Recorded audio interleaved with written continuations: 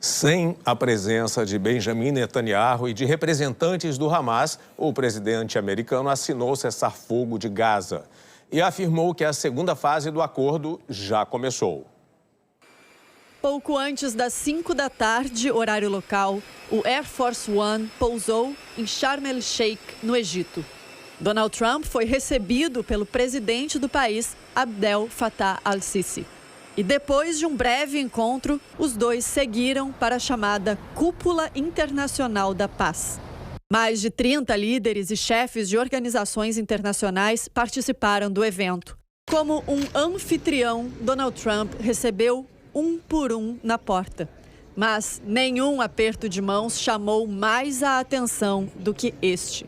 Mahmoud Abbas, o presidente da Autoridade Palestina, que controla parte da Cisjordânia, conversou brevemente com o presidente americano. No mês passado, ele foi impedido de entrar nos Estados Unidos para discursar na Assembleia Geral da ONU. Na sala de conferências, os países que ajudaram a mediar o acordo ocuparam a mesa principal. Além de Trump e o egípcio, assinaram o cessar-fogo o emir do Catar, Sheikh Hamad Al Thani, e o turco Tayyip Erdogan. Tudo feito sem a presença do israelense Benjamin Netanyahu ou de representantes do Hamas. É um documento que vai definir muitas regras e regulamentos e muitas outras coisas. É muito abrangente, disse Trump. Mais tarde, a Casa Branca divulgou o conteúdo do cessar-fogo.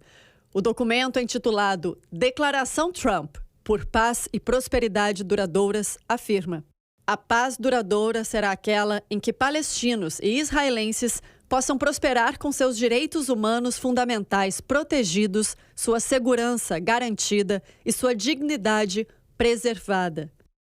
A proposta apresentada pelos americanos no fim de setembro tem 20 tópicos divididos em fases. A primeira foi concluída hoje com a troca de reféns por prisioneiros. Trump disse que a segunda fase já começou. Os principais pontos são a exclusão do Hamas de um futuro governo e a exigência de que os terroristas entreguem as armas, de acordo com analistas, um dos mais desafiadores e incertos. Também determina anistia para terroristas que se comprometerem com uma coexistência pacífica com Israel. Depois começariam as negociações para um governo de transição apolítico, formado por palestinos e especialistas internacionais.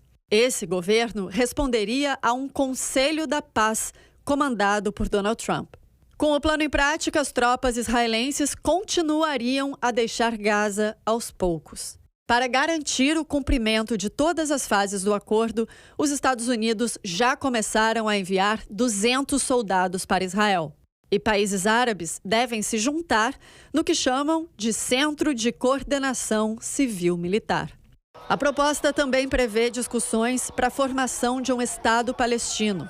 O atual governo israelense já se mostrou, por diversas vezes, totalmente contrário a este ponto. Um outro item fala em investimentos para reerguer a terra devastada. Hoje, Trump disse que muito dinheiro entrará em Gaza para a reconstrução. Vários países de grande riqueza, poder e dignidade se manifestaram hoje e na semana passada para oferecer apoio financeiro, disse ele, sem dar mais detalhes. Não há dúvidas de que o desafio é imenso: recuperar o território que se transformou em escombros.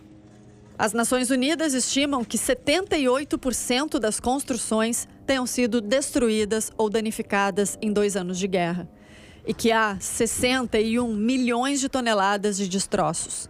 O Banco Mundial calcula que reconstruir o território vai custar cerca de 50 bilhões de dólares. Cerca de 3% da população morreram.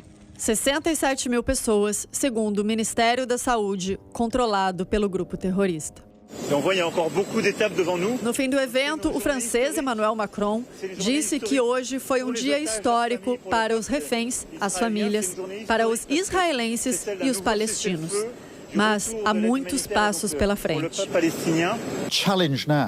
O britânico Keir Starmer afirmou que o desafio agora é o que está por vir.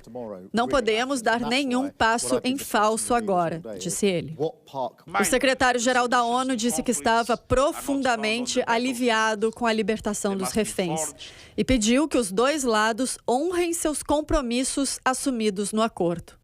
Ausentes no evento, a Rússia e a China também se manifestaram. O ministro de Relações Exteriores russo, Sergei Lavrov, disse que o plano serve para pôr fim ao banho de sangue, mas que só menciona a faixa de Gaza. Não diz o que precisa acontecer na Cisjordânia e não detalha a criação de um Estado palestino. O porta-voz do Ministério das Relações Exteriores da China disse que apoia os esforços para restabelecer a paz e defendeu a solução de dois estados. Além da questão palestina, o fim da guerra em Gaza abre portas para a continuidade dos Acordos de Abraão, assinados no primeiro mandato de Donald Trump.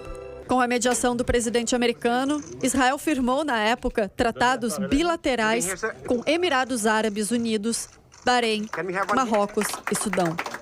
Foi a primeira leva de estabelecimento de relações diplomáticas de países árabes com Israel desde a década de 1990.